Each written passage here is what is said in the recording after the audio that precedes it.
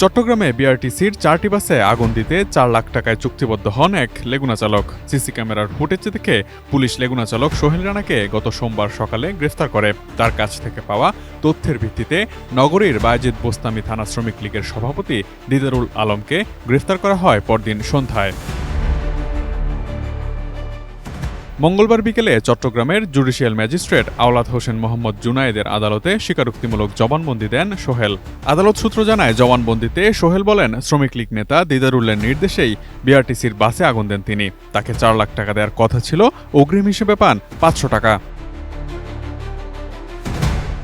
গত শনিবার রাত 12টার দিকে ডিপোর ক্লিনিং শেডের পাশে থাকা 4টি বাসে অগ্নিসংযোগ করা হয়। আগুনে একটি বাসের 16টি আসন ও আরেকটি বাসের 8টি আসন পুড়ে যায়, বাকি দুটি আংশিক পুড়ে যায়। এই ঘটনায় বিআরটিসি ডিপো চট্টগ্রামের ব্যবস্থাপক মোহাম্মদ জুলফিকার বাদী হয়ে হাটহাজারী থানায় রোববার মামলা দায়ের করেন। মঙ্গলবার দুপুরে চট্টগ্রাম আদালত প্রাঙ্গণে পুলিশের উপস্থিতিতে সোহেল রানা গণমাধ্যমকে বলেন, 4 লাখ টাকা দেওয়ার কথা বলায় দিদারুলের নির্দেশে বাসে আগুন দিয়েছেন তিনি। তবে সোহেলকে নির্দেশ দেওয়ার কথা অস্বীকার করেন নগরীর বায়েজিদ বোস্তামি থানার শ্রমিক লীগের সভাপতি দিদারুল আলম। আদালত প্রাঙ্গণে দিদারুল গণমাধ্যমকে দাবি করেন, এসব তার বিরুদ্ধে ষড়যন্ত্র। আগুন দেওয়ার ঘটনার পেছনে কারণ হিসেবে বিআরটিসির চট্টগ্রাম ডিপোর ব্যবস্থাপক মোহাম্মদ জুলফিকার জানান, সরকারি দলের নাম ভাঙিয়ে দিদারুল ডিপোর বাসগুলোতে সুপারভাইজার নিয়োগ দেওয়া সহ নানা প্রভাব বিস্তার করতেন। তিনি এখন আর সেই সুবিধা করতে না পারায় এই ঘটনা ঘটাতে পারেন। এ ব্যাপারে চট্টগ্রামের পুলিশ সুপার জানান, আগুনের ঘটনায় রাজনৈতিক কোনো উদ্দেশ্য ছিল না, ব্যক্তিগত শত্রুতা থেকেই এই ঘটনাটি ঘটনা হয়েছে। এটা সম্পূর্ণ তার পূর্ব শত্রুতা। বাস ডিপোর সাথে যাকে আমরা ধরেছি তার সাথে একটা ব্যবসায়িক দ্বন্দ্ব ছিল, ব্যক্তিগত শত্রুতা ছিল। এর জেরের কারণে সে একজনকে অর্থ দিয়ে তার মাধ্যমে বাসে অগ্নিসংযোগ করার চেষ্টা করে এবং কিছুটা অগ্নিসংযোগ করেছে, যেটা তেমন ক্ষয়ক্ষতি বয়ে আনে নাই।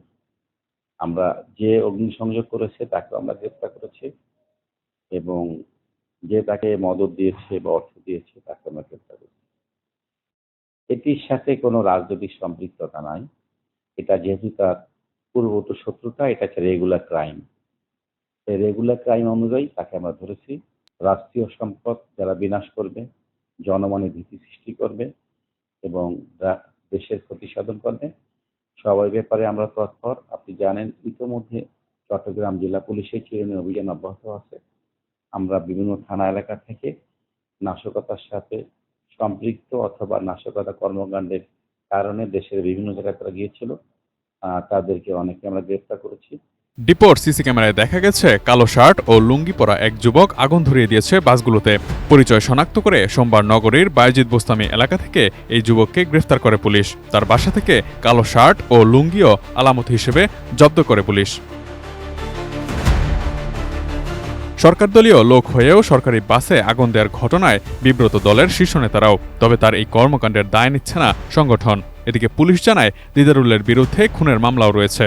2022 সালের 25শে ফেব্রুয়ারি হাটহাজারীর নতুনপাড়া এলাকায় আব্দুল হালিম ওরফে রুবেল নামের একজনকে ছুরিকাঘাতে খুন করার অভিযোগের মামলাও রয়েছে দিদারুলের বিরুদ্ধে।